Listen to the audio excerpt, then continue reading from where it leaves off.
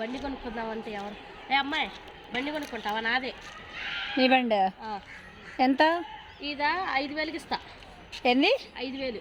బండి చూస్తే చిన్నది ఉంది, మేము 5,000 చదువుతున్నా.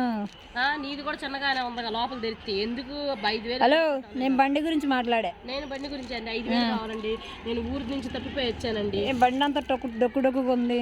ఊరి నుంచి తప్పిపోయి వచ్చానండి, కొంచెం కొనుక్కోండి, ఇంటికి వెళ్తాను. ఏంది?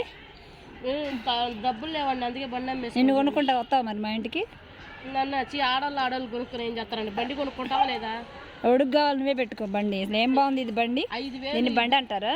నీకు అసలు బండికి 5,000కి వచ్చిద్దా బయటికి? ఇది ₹1,00,000 బండి. ఏందమ్మా? ₹1,00,000 బండి బయట.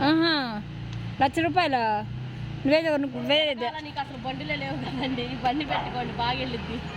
అయితే నువ్వు ఎన్ని పెట్టుకున్నావు బండ్లు? ఎలా మా కొనుక్కోలేకపోతే నువ్వు మంచి బండ్లు పెడితే బాగుండిద్ది. ఏదో గిరాకు వచ్చిన బండి పెడతావు. ఏ దెంగమమ్మ దెంగ.